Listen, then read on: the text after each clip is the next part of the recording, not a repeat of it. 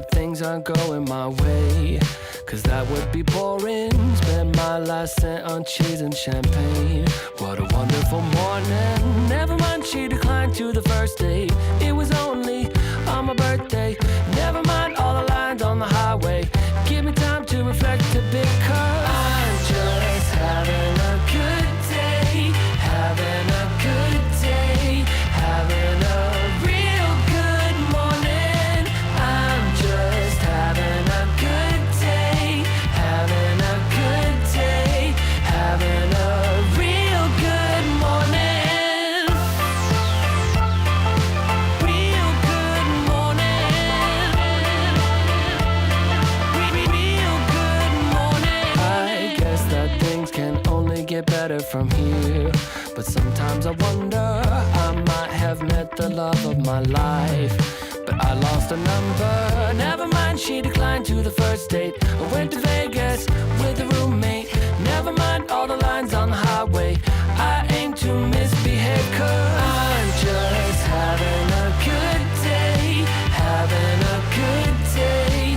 Having a real good morning. I'm just having a good day. Having a good day. Having a real good morning. I'm just having a good time. Having a bad day, yeah.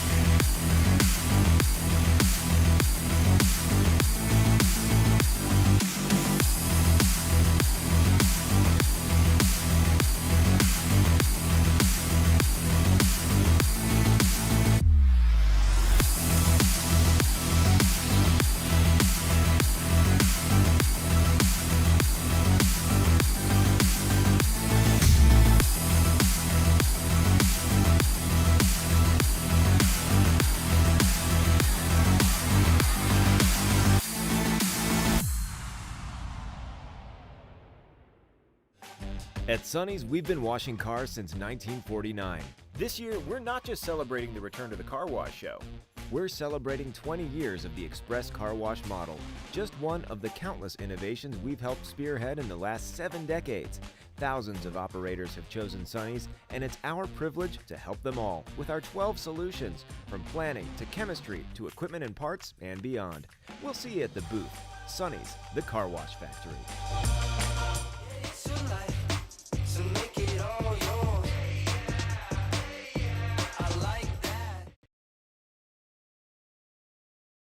This is Matt DeWolf, Editor-in-Chief of Car Wash Magazine. Here we go. We got a little bit of a delay there. We're all good in the back. All right, hey guys, you're watching this stream at home. That was not your computer. That was my fault. I mess up sometimes. As you know, if you've watched this show, sometimes live is hard. All right, that's just how it goes. Okay, so we're coming back. We've got lots of great content for you if you're watching from home, if you're not at the show. I don't know why you didn't come to the show. You should be here with everybody here in the studio audience, but that's okay. You can remedy that when you join us in Nashville. Right now, friends in the audience, we are going to have a special conversation for you with one of our premium session speakers, Sarah Ross from BrainApt. Sarah, welcome. Thank you. I'm glad to be here. So Sarah's going to talk to us about emotional intelligence, all right? And so why is that important? Well, obviously right now in our industry, it's hard for us to find people. And we're coming off of this COVID thing a little bit, right? And we've had to work through that and figure that out and show a lot of grace and figure out how we can make our places great places to work. Tell me a little bit about kind of your approach to emotional intelligence and kind of why that matters for our businesses. Yeah, I think there's really 2 reasons. I think whenever we're challenged with a lot of change and a lot of disruption and a global pandemic, we go to the business and we try to figure things out and we focus on that element. And so, I mean, I've had the opportunity to talk to many of you now, and so many people are worried about their people. But then balancing those 2 is really hard, right? It's how do you get the work done and how do you take care of your people? And that emotional intelligence skills allows you to actually do both because it's kind of grounded in the science of how you do both of those. And that's really how I approach it. And that's one element. But I think the other element that's so important to talk about, and I really don't think we talk about it enough, is people are so stressed. We talk about enough, but we're so often hearing things like, oh, we need to take more breaks and do different things. And that is true. Just, I want to be really clear. I do believe that's true. But I'm not sure we always appreciate that the way we work with people and the way we lead people, it can alleviate stress or it can add to stress, because people are wonderful and people are very stressful. So the skills of emotional intelligence allow you to run a great business, hold on and bring in great people, and to do it in a way so that those qualities stand out without them burning you out. Yeah. You know, it's been really interesting to see. I mean, all of us are pretty stressed out, right? We're working really hard. We're trying to do the right thing every day for our people, for our business, for us, for our families. And it can be a lot, and it can be overwhelming. I think one of the things that I think is interesting, and you talk about this a lot, is how do I make sure that I listen more, right? So, you know, as a leader, you think, okay, my employees need this. I know, Sarah, I think that she really appreciates being recognized this way. I know that she wants me to talk to her like this. But how do we listen more, and why is that important? Yeah, I feel like that was a setup question, because in my session, for those who joined me there, know that this is a quality I work on a lot, but it really is such an important quality. I think there's a few things that people can focus on, and I don't want to forget either of them. So remind me about phones, because I think that is something. But I think the skill of listening requires being present. Like, above and beyond anything else, can we actually be where our feet are? Yeah. And I think that is in presence in body, but also in our mind, because so many of us are responsible for so many different things, and we're shaking our head and we're hearing people, but we're not actually listening. And the reality is people don't always say what they mean. Right. And part of the skill of listening is being able to listen to what somebody actually really means. And you can only do that by being present and being engaged and listening to the words, but also taking cues on the body language that they are sharing as well. I think sometimes we really do complicate it and think there's got to be the perfect questions and the perfect listening. But more so, I just see people who need to slow down and be present in the conversation that they are in. Which brings up phones. Yes, phones. Phones. I think that technology has allowed us to do so many things, and I will be the very first person to say, like, having this technology allowed me to stay connected to the people I love the most, to do work that I wanted to do. But if there is also a significant connection disruptor, it can be our phones as well. Yes. And that can be, I mean, as simple as there's data that shows that if there is a phone sitting on a table, it will change the dynamics of a conversation. Yeah. And how often we've got it, and with all, the best intentions, we just quickly are taking a quick look at that. But it might be right in the moment when somebody is sharing something with us. And so being intentional with our digital devices is one of those things that I just think if we do that, it makes the listening and being present that much easier. We just don't actually have boundaries and things around our devices, and I think that is contributing. Well, I think this manifests for me with my kids, right? It's like I don't even think about it, but my kids want to, they want to talk to me. They're trying to get my attention, and I'm listening. I'm looking at them, and then it's glance down, and they feel that, and if you're not paying really close attention and listening, they start to get frustrated, then I get frustrated, then that whole family dynamic is way off, and it's like, oh my gosh.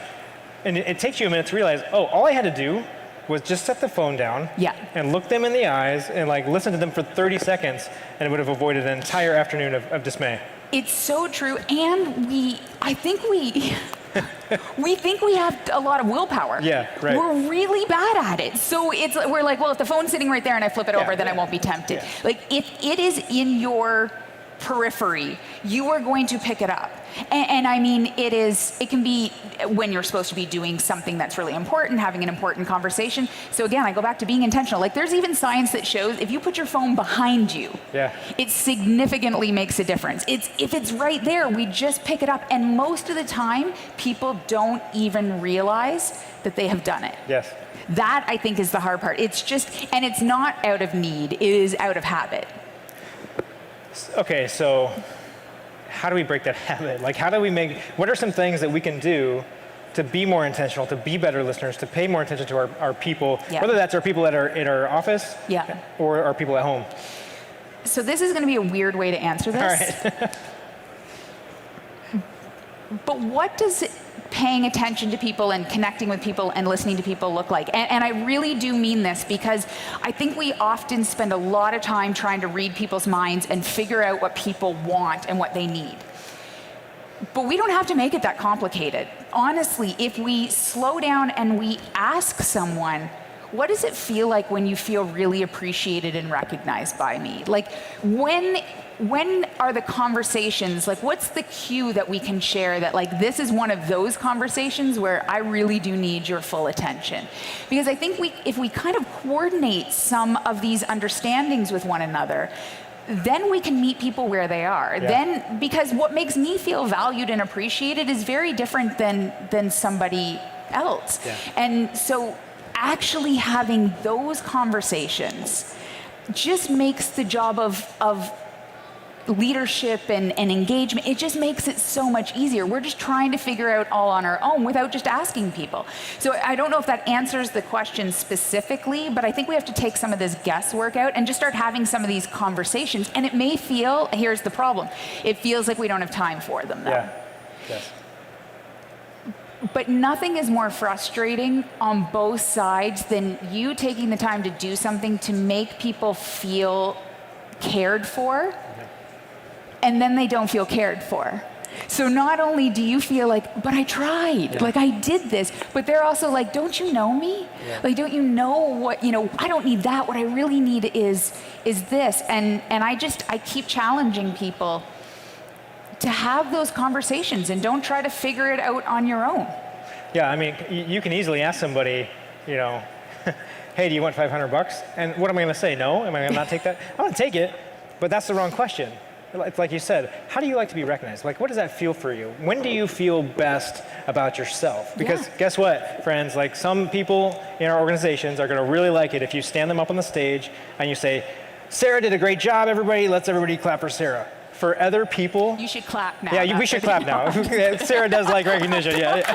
Totally kidding. But for others, that's terrifying. Yeah. And that is the most like heartbreaking thing, because you think you're trying to do good by them and you're really tearing them down. And tearing them down is a little bit too harsh of a phrase, but it has the opposite impact of what you wanted it to. Well, and I think, I mean, I've had multiple conversations in the short time that I've been here where people have talked about how do we keep great people? How do we do these things? Well, people want to stay in a place where they feel cared for and they feel appreciated. Like, that is what people are actually looking, like, are genuinely looking for. Yeah. Yeah. Hey, I just want to let you guys know out there that this is an open and a safe space. So if you guys have questions you want to ask, we've got a couple microphones. You can venture up to those. I just ask that you introduce yourself and then ask your question, so that everybody watching at home, and so that I later, when I watch these back and I want to do something with this whole thing, I actually know who you are. So that would be super helpful. If you guys have questions, queue up at the microphones. I want to talk a little bit real quickly. We've got a few minutes left. I want to talk about the importance of just connecting to humans, right? Because we are a very social being, right? It's like in our underlying fiber. There's a book, if you guys are interested in reading, if you do that, called Humankind. It's like our superpower, our human superpower is our ability to connect with one another. Can you talk about like how that changes things? So if you have connection or you don't have connection, Yes. it changes everything. Like that's really, I think that's really, trying to think of the best way to hit this. At the end of the day, people want to feel seen and heard, and they, like the question of when we were talking about how do you feel recognized, even knowing what makes for a great day for someone. Like when you know what makes for a great day, and when people feel like you understand that connection weathers all storms. Yeah. And for those of you that were in my sessions, this is my plea as well. That doesn't mean just having the fun, nice check-in conversations, because connection is also about people feeling like people have our backs, feeling like people are going to be honest with us and tell us the things that we need to know and are going to help us grow. Like, there's this mentality sometimes that work sucks, right? Like it's like, oh, work sucks, and there's all this stress. But that is one of the places where we get to have one of the most meaningful contributions in the things that we do. And so that becomes a really important piece to also recognize that having honest, hard conversations is sometimes the biggest catalyst to connection.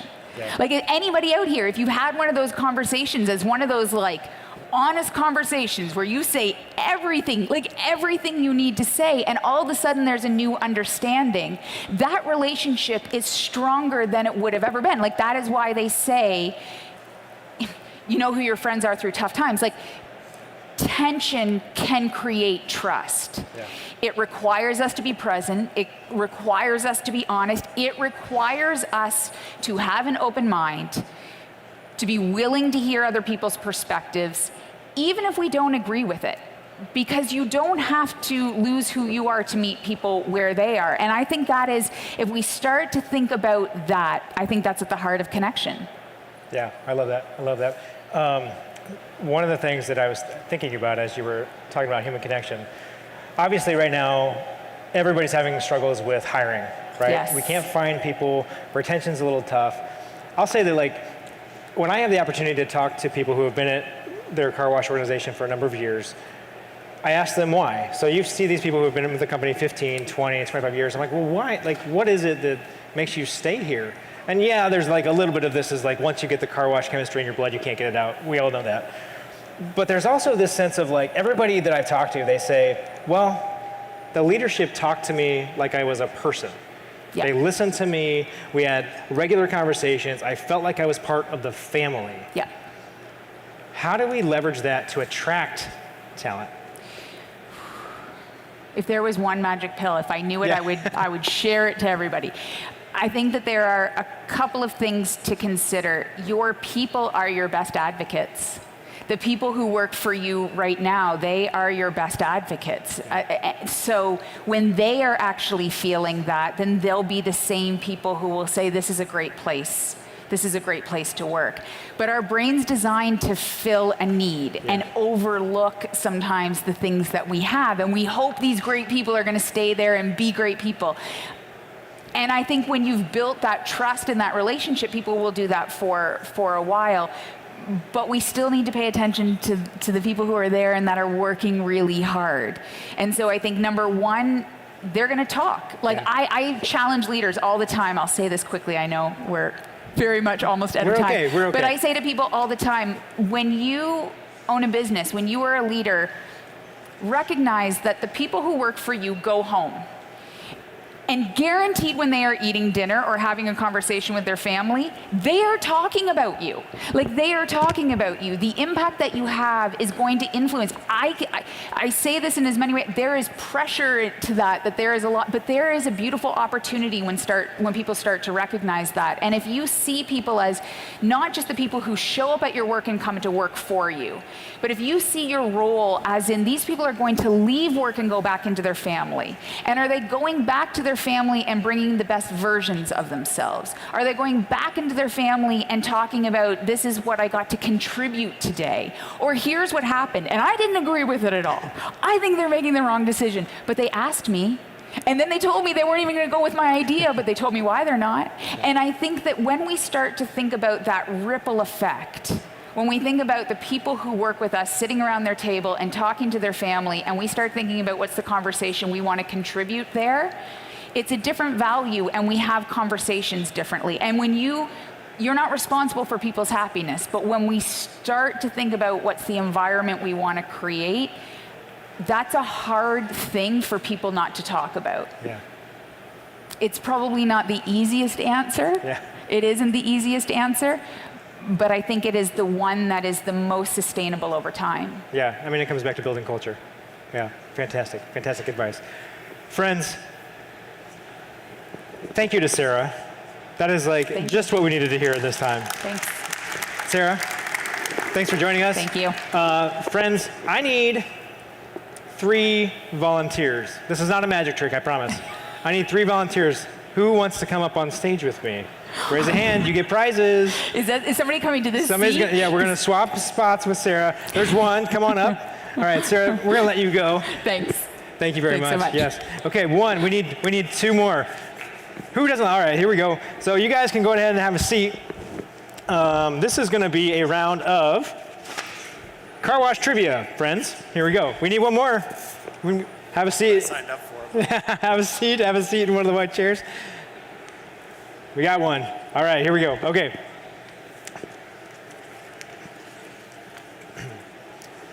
Okay, so first, we're waiting for our last one. I'm gonna move down the stage here and walk our way. So, this is a competition, okay?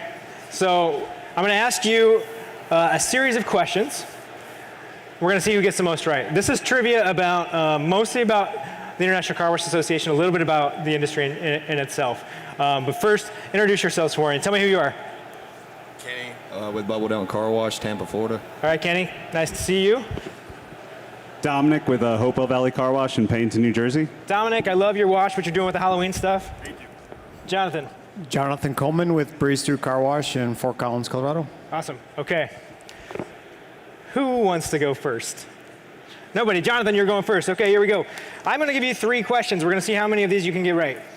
In what year did the world's first automatic car wash open? And you don't have to answer this like out of the thin air. I'm going to give you options. Okay, so A, 1920, B, 1932, C, 1950, or D, 1946? 32. 32 is incorrect. Survey says wrong answer. Okay, so number 2, are you ready? In what U.S. city did the first automatic car wash open? Was it A, New York, B, Detroit, C, Cleveland, or D, Oregon? Detroit. Detroit, you got it. That's 1. Ding, ding, ding, ding. Round of applause for that one. Here we go. Number 3, true or false? Name of the first automatic car wash was Paul's Automatic Car Wash. True or false? False. Survey says that was true. That was Paul's Automatic Car Wash in 1946 in Detroit. 1 out of 3. All right, let's see if we end up in a lightning round here. Okay, Dominic, I'm gonna let you hold this.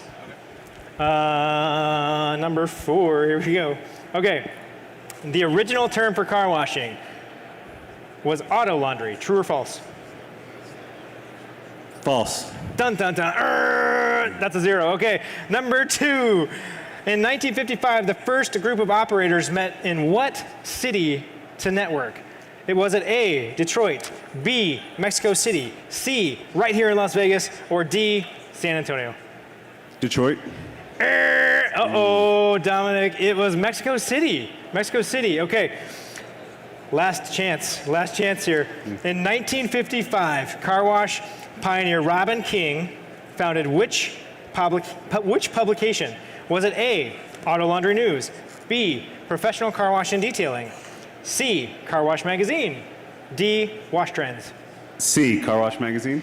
Incorrect. Dominic, you went over, my friend. It was Auto Laundry News. Auto Laundry News. Okay, so we've got a leader here. Jonathan's got 1 out of 3.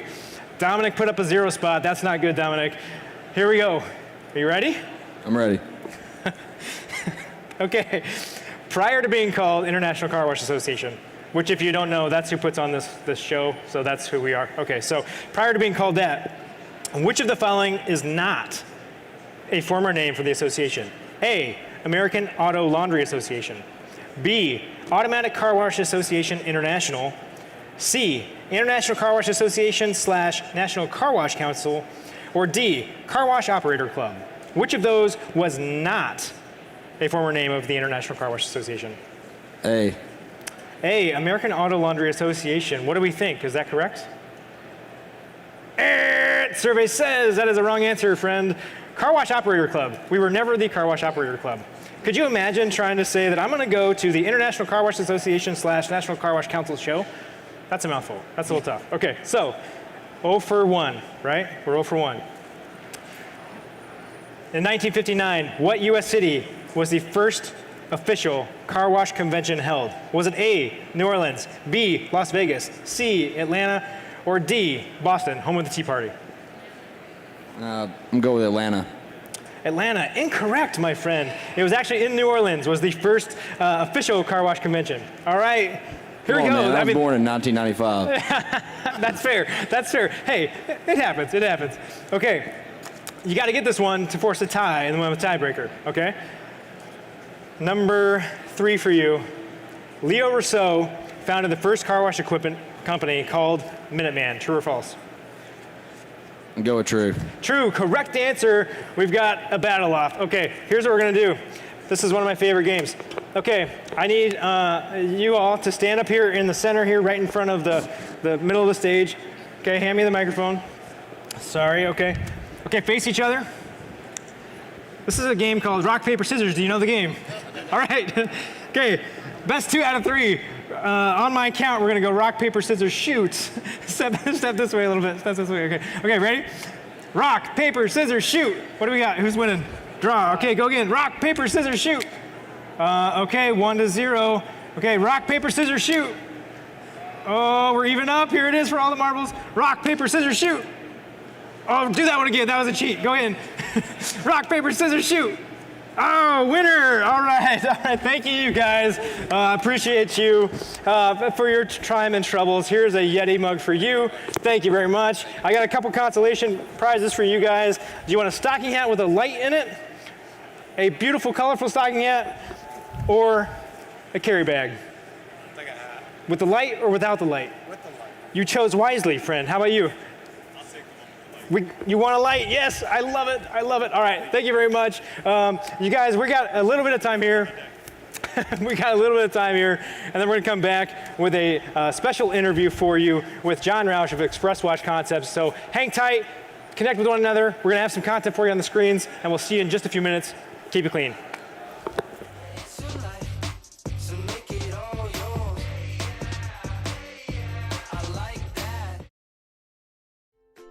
Q Luminora started as a request from a customer. His car wash was producing clean, dry, and shiny vehicles, but he still felt something was missing. He wanted a product that customers could feel, something they could touch that would emulate the showroom's smooth feel of a new car or truck. With this request in mind, our chemist went to work creating a revolutionary online application process, Q Luminora. With Q Luminora, customers not only see the deep shine, they feel it. Their hands glide over the silky smooth surface of their vehicle, taking customer satisfaction and validation to the next level. For more information and to try Q Luminora in your car wash, visit www.qualchem.biz/Luminora.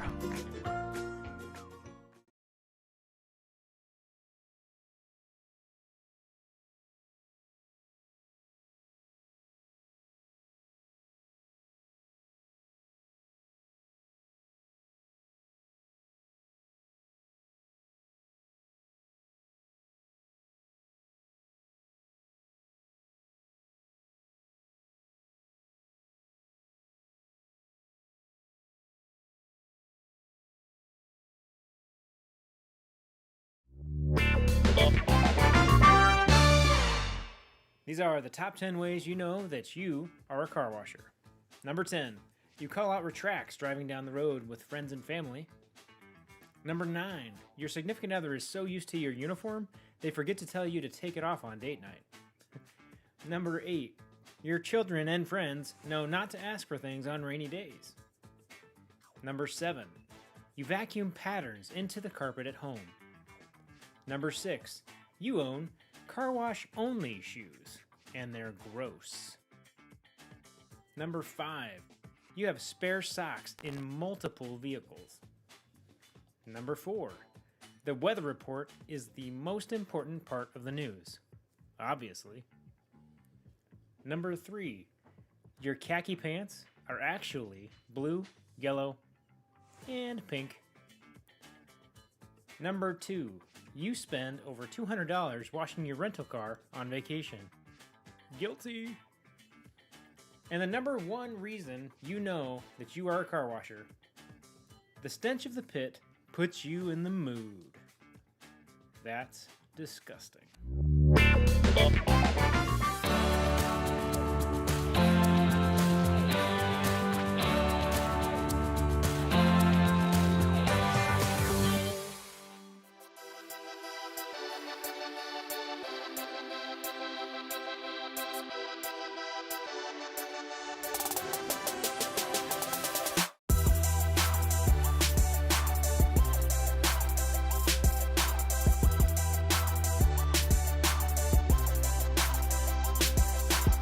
I had just returned home from a deployment in Iraq, and then we were having a Christmas party where all our friends came together, and one of my buddies said, hey, if you'll build a car wash across the street from this Walmart, I'll manage it and you'll make millions. And it just stuck in my head. So a couple months later, we flew out to the show when it was in Orlando. Went to the new investor seminar, and the ROIs and everything just seemed to fit. Unfortunately, my buddy wouldn't come manage it for us, and he started his own nonprofit organization.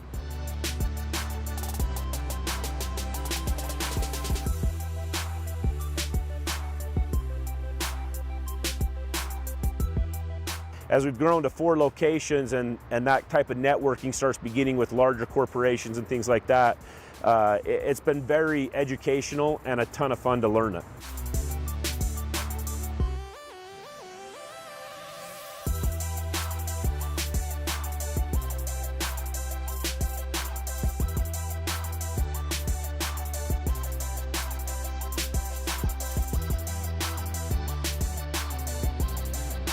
We invest money back. We've invested money back into the company every year since year 1 on improving things, adding more equipment, new functions as they come out, like the hot wax.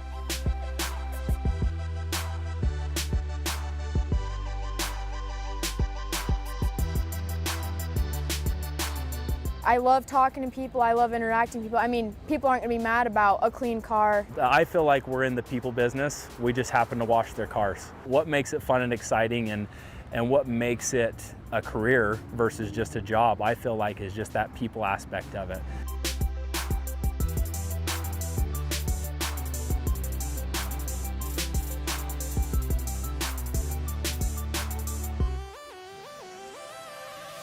We've concentrated really hard for the last 2 years to come up with our foundation, make sure that the company knew, that all of our team members knew our vision, that our leadership all knew what we were expecting and where the vision of Wiggy Wash was. We developed core values and we included all of our leadership in with that core values, and then they took it to their sites and talked to their team members about it. So we had input from the entire company. It's more than that. We're a family here. Even though I'm really young and a lot of them are a lot older than me, I've just learned so much. And the nice thing about it is we're always developing and figuring out new ways to do everything. And it's not just telling me, hey, we need to do it this way. We always involve each other, which is nice to feel like you're involved in the decision. That's a big part of what makes us different than working at a fast food place or any other job that people can get. Is we like to have that family fun atmosphere while at the same time taking care of our customers.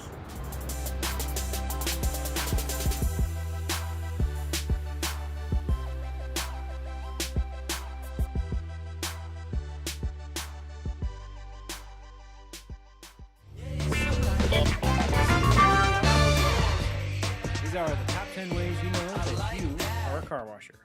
Number 10. Hey, well, good afternoon. Hi there, this is Eric Wolf back here at the Car Wash Magazine Live studio, and it's my pleasure to welcome John Roush. John is with Express Wash Concepts, and John, thanks for being here. Well, thanks for having me. It's fun to be here. So we're going to spend a few minutes learning about your business a little bit and hearing some of your perspectives. Thanks for sharing both with us. But for the folks here and watching, talk about your company, if you would, and your journey into car washing. Give us a profile. Well, I'm going to tell half jokes and half true stuff, so just hopefully get a couple laughs out of this. I was a poor development guy back in my previous life, and car wash that I was using to wash my company car shut down, and it just got me thinking about where do I go next, and that kind of evolved into what we are today. We build our own car washes, and we operate today 49 express tunnels through Ohio and Pennsylvania and Virginia. We've got a really great crew. We have 650 employees now. The office is bursting to the seams. We're just adding people on a daily basis, but that's what we do, wash cars. Well, congratulations to be able to add people. That's not easy by itself, so good for you. How do you, John, assess where this industry is right now? When someone asks you who isn't in the business, right, how's car washing doing? I mean, we all know it's an incredible time. What are the highlights for you? How do you describe where we're at? It's an exciting time. Been in the business for 11 years, 12 years now, and the progression that we've seen, the manufacturers step their games up, the marketing aspect, the club, I mean, what a transformational thing that is. I think we're in an amazing spot right now. I honestly think we're a second inning, third inning type position right now. The markets, you drive around and you see competitors on a map, but there's still a lot of white space. Yeah. And we feel very good about it. We've got a lot of things in development. We're building 22 car washes today. With another 50 behind it here in the next year. So we're extremely busy. We're being very respectful. Most of our competitors are being fairly respectful, and that's the key to the success of the industry. But I feel like as we all get better at what we do and we create car washers around, you're going to see the industry kind of rise together. A story I tell all the time, one of my first car washes in Pickerington, Ohio, I'd be in a Saturday parking lot asking our customers, hey, where'd you wash your car before here? Oh, that gas station that was broke down, and maybe the driveway, and my wife yelled at me, and very negative on the business.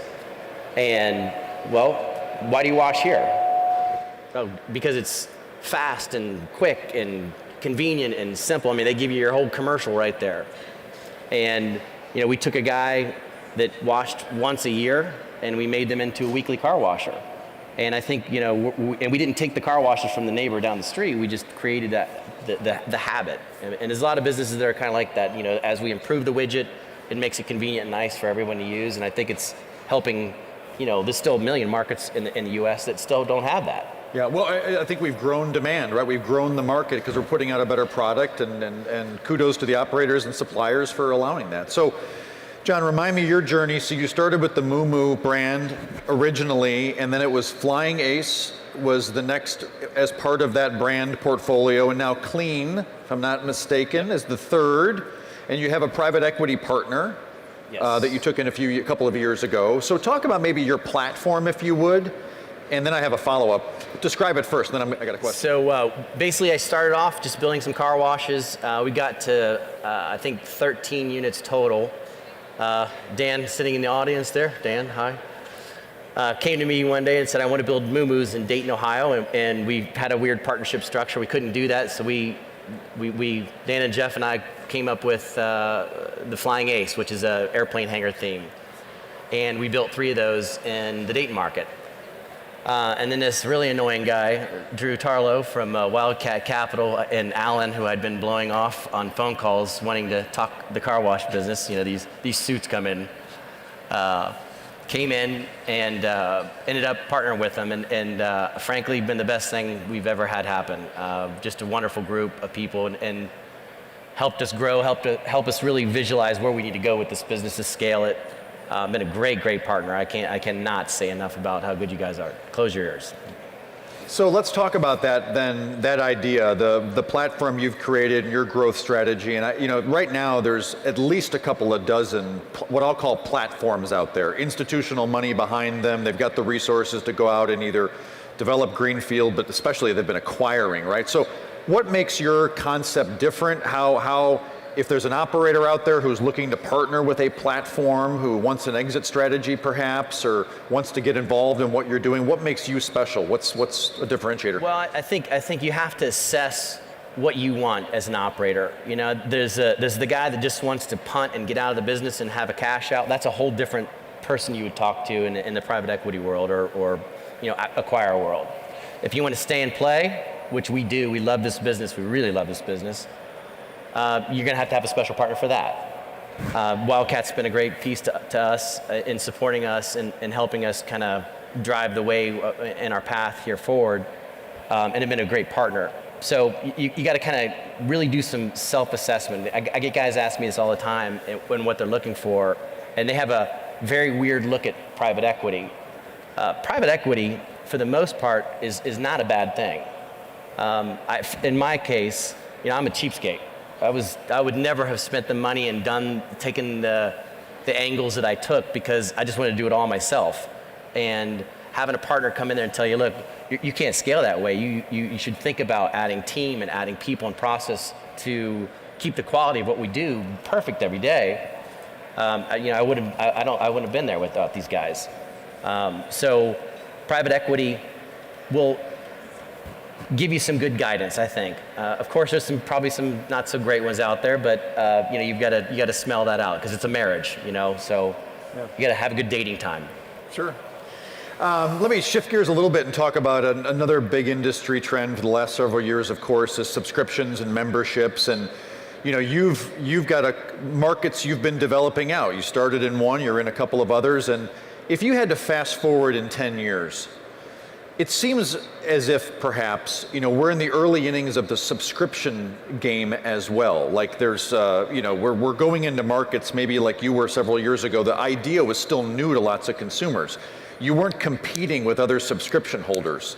So one of the questions I've had asked of me, what do I think about the future of subscriptions once those aren't just a new offer, but you're considering Car Wash A versus Car Wash B in their subscription? That might change the equation. So are you thinking longer term about where this model is, the subscription game, and how you'll defend what you've got, or you'll convert a customer and all those next level kind of considerations? It is absolutely our forethought. We invest a ton in developing and guiding and growing our club.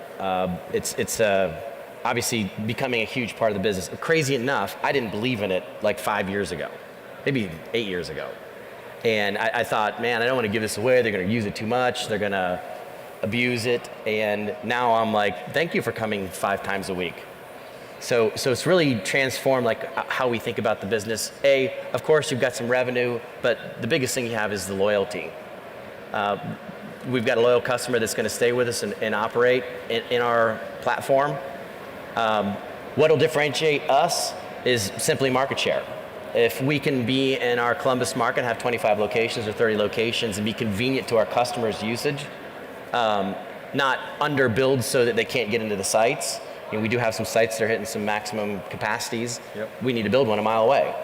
So it's changing our development strategies because we will build on top of ourselves, and we want to keep it convenient, easy, and fast for the consumer.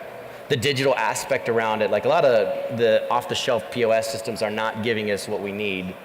So we are developing systems to keep it super easy and smooth for our customers. So those are some strategies we're working with Club. Okay. And so what about also the other big thing that's been happening even longer than subscription is the express model. And I remember visiting your stores early on when, before the first time we met, and visiting your stores in Columbus, and your Moo concept was differentiated then, even though it was just an express. Technically, it was beautifully and professionally done. You knew there was something unique about this store. That being said, if 100 tunnels are being put in today, 95 of them are express stores. So how do you think about differentiating your offering, or do you think down the road there might be other models or other ancillary things you want to do to remain special? There's a couple statements that happen in our office probably on a daily basis. Number one is Disney perfect. Customer experience, you can't be selling clean if we're not clean. We want to have an experience that's not just the car wash. What's our landscaping look like? How do our employees look? How do our employees address and work with our customers? Are they friendly? Are they smiling? Are they happy to be there? So the efforts we have behind the scenes to have the processes and have the oversight, have the training, have the culture that we build inside the organization, it's never ending. And we won't end. We want to be better every day with this. And we've got a great team of people that work on this every day. And keep the positivity, keep the experience perfect, obviously maintain the car wash. And it's all people. So we're going to work hard at that every day. Sweat the details, and Disney perfect. The heart of an operator, owner-operator. So last two questions. I'll end it on the high note, which is the opportunity. But let's start first with, what's the biggest challenge do you think right now for this industry? And maybe one way you could answer that would be like, if I could fix this for our company, I would do it right away. But what do you think is a problem that operators now are facing? Well, from our perspective, probably one of the most important things is visibility to our operations. Like, how do we watch what we do every day? How do we measure it? How do we have a big, beautiful dashboard that sits there and says, okay, this wash is running at its peak performance. These people are running at their peak performance. These sales, the equipment's happening. So if I could snap my finger and say I want to buy off the shelf, platform X to go watch a car wash business, like that's a big thing. And as you scale, it's pretty easy to run 1 or 2 car washes. But when you get to 5 or 10 or 20 or 50, you're going to spend a lot of time on watching out what we have. And we really don't have a platform like this. We are working in a very small industry here. There's, I don't know how many express tunnels there are, but we just don't have the backing like the restaurant guys would have to do something like this. So that's a big thing that needs to be developed, and we're working on that. We do that every day. We have those systems in place. So great. And then how about the biggest opportunity? What makes you most excited? The thing in this industry that makes you say, I see an opportunity, I'm excited to get up and get going every day because of it. Cars get dirty every day, and we're here to wash them. And I think there's a lot of white space out there still. I think we're in a very infantile kind of position in the industry. Just since I've been working here washing cars, this thing is going nuts, and I still can drive down the road and not see a car wash for miles and miles and miles. We can go to lots of markets in the United States and not see car washes. We can go to entire countries, Australia, and not see car washes.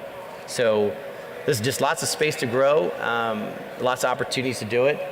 We've got a lot of cool technology coming in this industry here. Great organization here with you guys.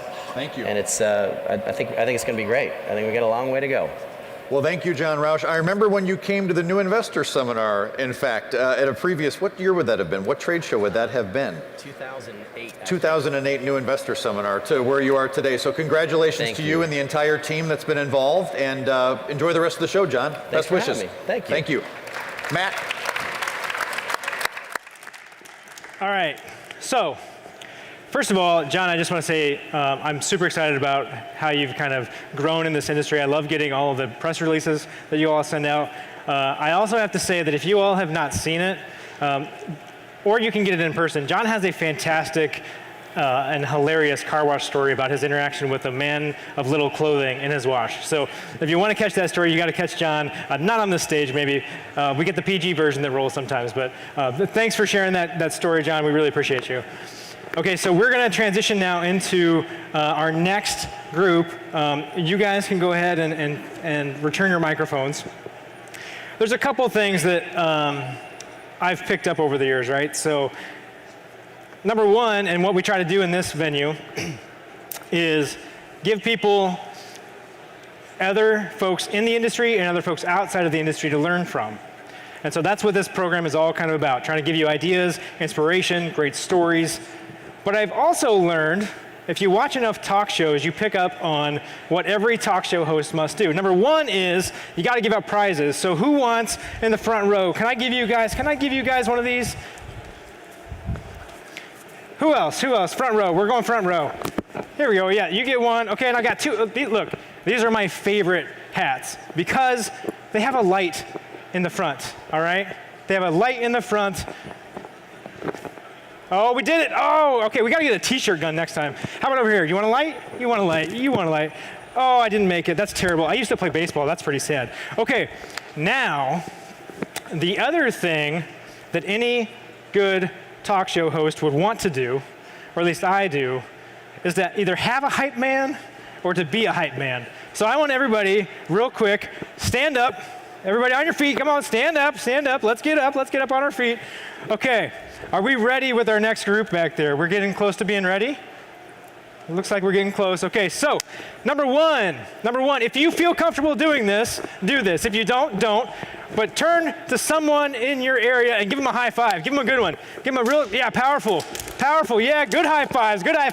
All right, do it again. Somebody new. High fives. All right. Hey, who can tell me the key to a good high five? How do you not miss? Look at the elbow. You got it. Okay, one more time. Big high five. All right, okay. Now, coming to the stage for you all now is our friends from Talk Car Wash. We've got Justin Salisbury. Welcome to the stage, my friend. Come on up. Thank you, Justin. Come on up. We've got Tyler Slaughter from Camel Express. Come on up, brother. We've got Blake Newman, lover of all things belt life. Here we go, Blake. Come on up. And then we've got Tara Crawford, the lovely Tara Crawford from Rainforest Car Wash. Thank you all. Come on up. Let's get a big round of applause for our Talk Car Wash friends as they lead you into the next session of our programming. Friends, it's all yours.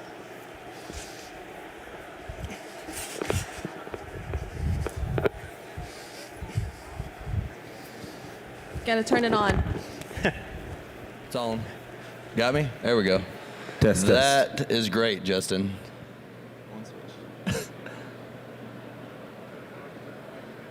No mic for Justin.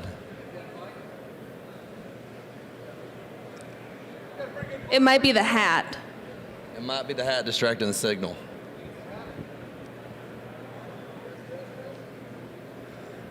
Okay, while he fixes his mic, I'm going to kick it off. We just wanted to say thank you to Claire, Eric, Matt, and the ICA again for allowing us to do this, and also for the Talk Car Wash Lounge. If any of you had a chance to go over there and grab some of the swag. We brought 200 t-shirts, and they were gone in under 15 minutes yesterday. We'll bring more in Nashville. That's your incentive to come. So thank you. I want to give them a round of applause real quick. Thank you. Thank you, guys. All right. Hey, this one works. That's great. Welcome, everybody. We're here to cover the total car wash experience. Before we dive in, one of the things that Tyler and Blake really wanted to accomplish with this event is to mimic a platform called Clubhouse. It's an application-based platform that allows people to interact openly and in live time, of which they host every other week on Monday nights. So what that looks like live is these two microphones right here. If you've got a question or perhaps an insight,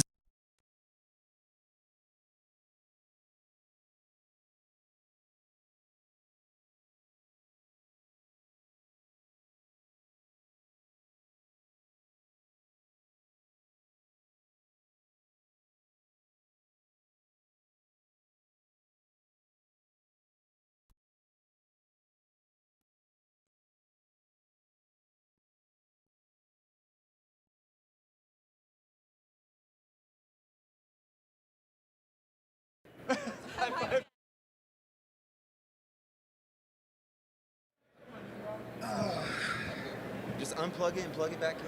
Anybody want to see Justin do a cartwheel? My knee though. My knee though. Weren't you in gymnastics for 12 years? Come on.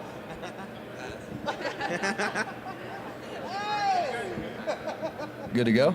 Here we go. Are we back? Hey, okay, we're back. So what I was saying was, as you have questions or comments, just step right up to that microphone. Get uncomfortable with that courage you might need to step up there. I promise we're going to help you through it one way or another the best we can as we go through the total car wash experience. So I thought we'd start with just a brief introduction and maybe go this way and start down with Tara. Tara, do you mind introducing yourself to the audience? Hi everyone, I'm Tara Crawford. I'm with Rainforest Car Wash in Northeast Ohio. I've been in the industry for about 3 years now. Those of you who are unfamiliar with our car wash, we are the ones with the giant mountains and the waterfall rock walls on our facilities. It's kind of cool. If you haven't, Google us. It's definitely worth seeing. I'm Tyler Slaughter. I'm the Chief Operations Officer for Camel Express Car Wash. I'm the co-owner of Talk Car Wash. And I'm the president of Leadership Worth Following. Sorry, there's too many titles these days. This is year 16 for me, so thank you. Hi guys, I'm Blake Newman. I'm the co-owner of Talk Car Wash. I've been in the space for 7 years now. Me and Tyler are really excited about these events. We have a lot of things coming in the future, more in-person events and bringing people together and camaraderie. But we're really honored to see what the community's become and what the industry has done with the platform. I remember when it was just like 200 members and we were like, this thing's pretty big already, and now we almost have 17,000. So I remember when it was 11. Yeah, so it's grown pretty big, and that's because of you guys. Our community is so strong in our industry, and we're just really honored to be a part of it. So. Thank you. Justin Salisbury, Breeze Through Car Wash. I take on the COO role for the organization. I also oversee a program called Leadership Worth Following, which is a nonprofit in the car wash space trying to enhance the value of the car wash industry. I'm a big advocate of supporting Talk Car Wash, which Tyler and Blake both own, operate, oversee. That's why we're here today with you guys. We want to bring as much life and value to this event as we possibly can, and kick this off with talking about maybe our own views of what the total car wash experience really looks like, because I don't know that all of ours are the same, and if you can pull any nuggets from this, please do so, or have something to contribute. We'd love to hear it. Who would like to take this? Blake, you're a pretty creative guy. Yeah, so my thing on experience is you have one chance with the customer, and if they're on the property, why not make a difference in their day? Why not make a difference in the community? And how you do that is with experience. And experience can happen with hard settings and soft settings, but really the big determinant of that is the process and the people and how they're interacting with the customer and how they view that experience. So when the people, your staff, are viewing the consumer as, hey, this is something I'm trying to create a production, or I'm trying to, there's try to be more purpose or passion behind just washing cars, then you can create that total car wash experience. And having the brand carry fully throughout the property and everything the customer touches, they experience who you are as a company. I think that's the total car wash experience. So we tie ours back to We tie ours back to our mission statement, and that's delivering the greatest car wash experience every single time. We preach it, we practice it, we do a lot of workshops, training around it. Our training manuals are all built around it, and we base that off the first experience the customer ever has with us. We want that experience to be enough to carry them over to the next one. And also, too, now we have multiple sites. We're preaching the same experience from site to site. So when you go to one site, you should be loaded the same way that you are the next site. Parking lot should be clean, building should be clean, the tenant should be presentable, friendly, and the site should be fun. Camel Express Car Wash, we we're passionate about being fun. So we take it to the extreme sometimes, but that's okay. Do you have any examples of what extreme might be for the audience? Oh, extreme. We have some 10-foot camel statues on the property. Those are pretty extreme. We're excessive with high fives. We're known to give away a lot of swag at the washes. Justin put me on the spot, and I wasn't prepared for that. So if you've ever been to Camel Express, it's akin to like being in a rave in their tunnel. What about laser lights, holographic stuff? Yeah, we do. We have projectors at the site, so we do marketing, different branding through that come up the windshields of every vehicle. My partner Reed is kind of. We announced him last night as the CLO, the Chief Lighting Officer, trying to give him a new title, but he's very passionate about lights, lasers, projectors. We're constantly trying something new. We're doing some lights some lasers right now that actually move, so it looks like a bird flying across your window or a camel running across your window and stuff. So there's a few things like that we're giving it a try. That's great. Tara? So for us, it's a little bit different. We're a fully themed car wash. So for us, it's about more of a destination than it is an experience. It's an experience kind of coming to our car wash. Certainly we put out a clean car, but we also, we're big on kids.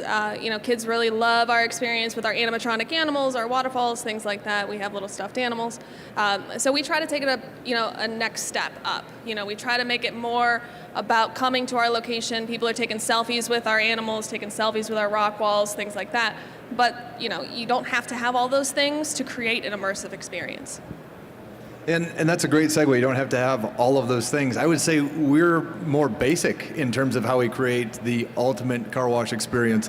We're really conscious of what do people enjoy returning to, and it comes down to some really simple concepts that are found just in our values of professionalism and friendly.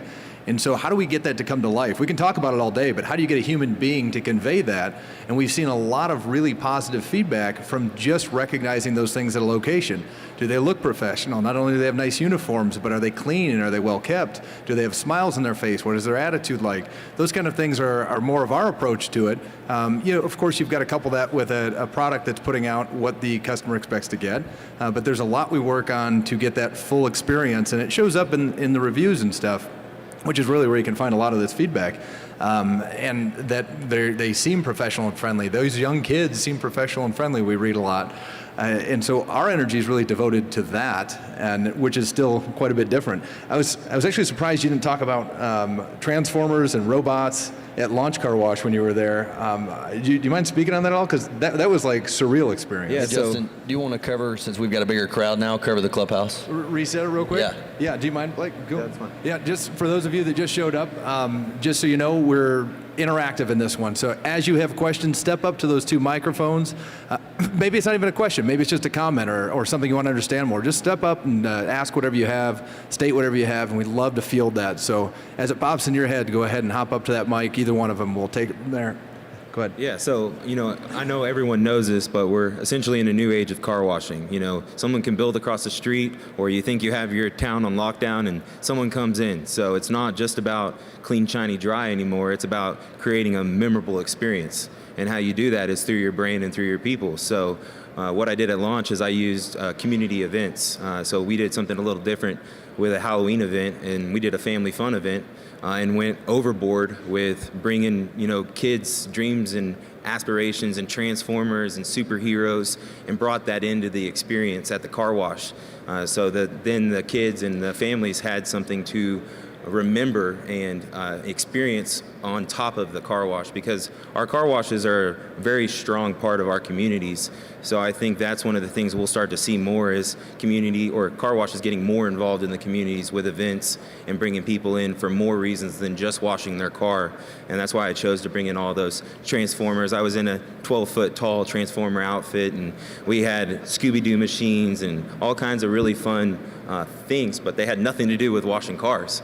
They were just to create experiences for people and using the environment to do that. So I'm curious, and I'm sure some of you are too, what kind of impact did you see that make, having that event where you had all of these unrelated, at least directly unrelated events to car washing? Just seeing people that normally don't smile at the car wash smile. Little kids light up with energy and excitement, and seeing it make a difference in because it was during COVID, so there wasn't a lot of things for people to do.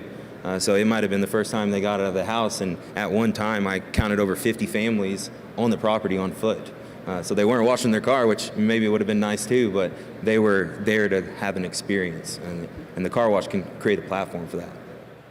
Something I see when I used to pay attention to lunch when you were still doing that is there was a lot of people always recording when they were going to your wash.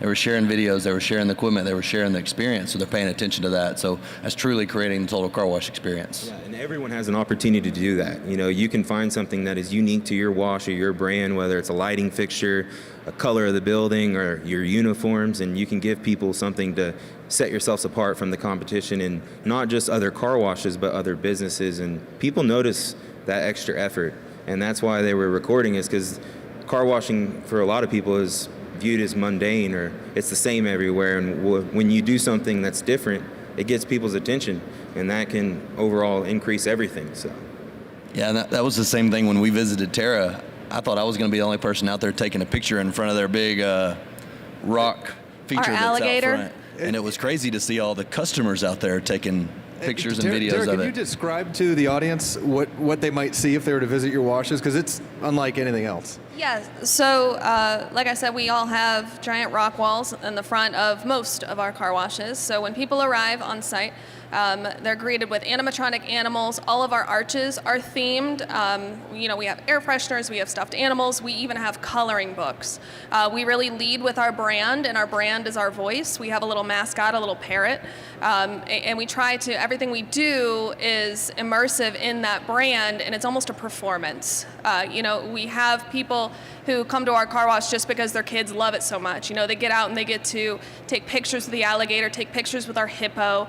All of our animals, they move, they interact with people, and it's really a great time. And, I think of that, you mentioned immersive in your brand, right? How do you get your people to connect with the static stuff, the or even animatronics, I guess, in some cases? How do you relate that back to the people? How do you get them to portray that? So, hello? Okay, I'm back. So really it starts as soon as they enter the property. And I think this is true with any car wash, right? You don't have to have a rock wall, you don't have to have animatronics, but for us, it starts with down to the last sign is branded. As they go through the car wash, our animatronics move. We have an elephant that shoots water at the cars, things like that. Our alligator in our waterfall, he's in the bottom of our waterfall, our most recent build, it moves up and down and it's motion censored. Kids love that. And then it's almost like a selfie station. People take pictures with our alligators, and it's an interactive experience, and the animatronics, and it's just something that makes it that much more interesting for people, and that much more immersive for us and our brand. Yeah, and I would say we're really conscious when we build out just the logo for our brand about the color scheme. We wanted something that would portray welcoming, friendly, that kind of thing. And then soon enough came the mascot, and that became a logo in itself. We call him Bubsy. He's a giant bubble with a huge smile. So imagine trying to promote this big bubble that looks friendly and happy and is excited to meet people. Excuse me. Excited to meet people, but then that mascot doesn't reflect the actual people on site. The people, if they aren't smiling, you have a disconnect with your customer base. So you have to really think about, how do I train to that standard? How do I get this brand to be memorable? How do I make it an ultimate experience based on what we're trying to advertise and market to our audience? And so all of those details and nuances are really critical when you think about, what do I want to visually be in the minds of my consumers? You said something earlier about putting structure behind that. And I mentioned training.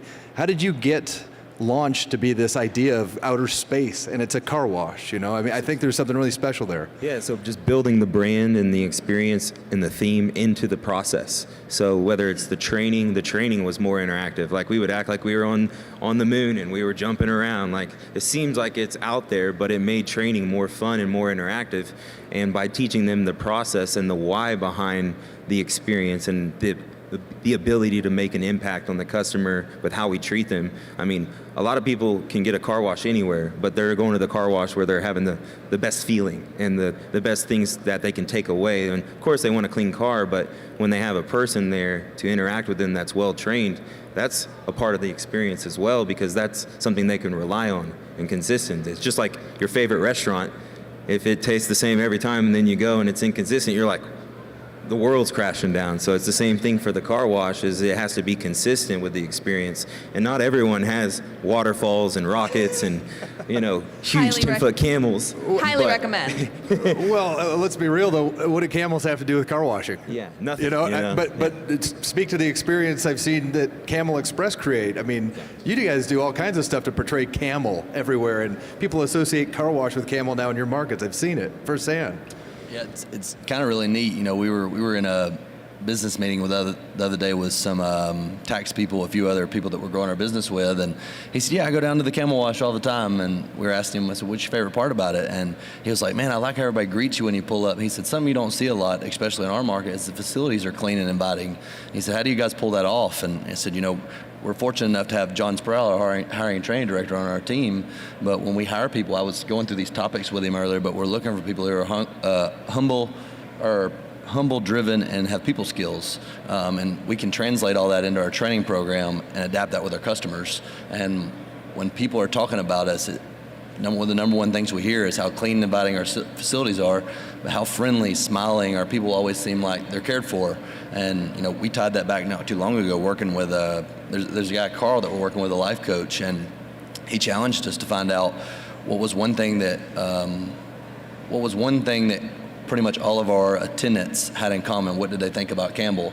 And 85% of the people narrowed it down to we were caring for them. And we can tie that directly back into our customers. If we're caring for our people, they're going to care for the customers. Makes a big difference.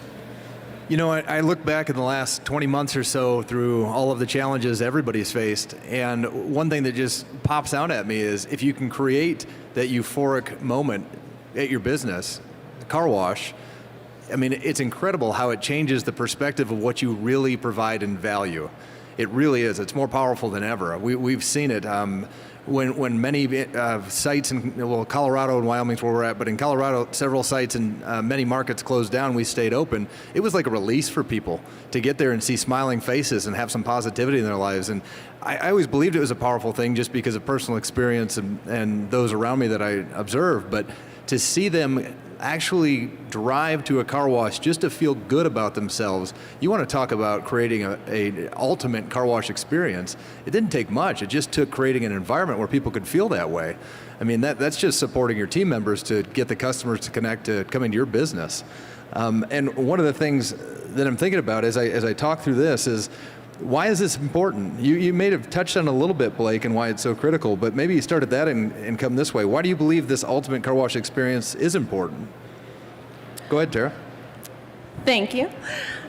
So I think that oftentimes consumers look at car washes, or the regular everyday consumer, if you will, look at car washes as just a car wash. Right, face value, it's just a car wash, but to us, it's so much more than that.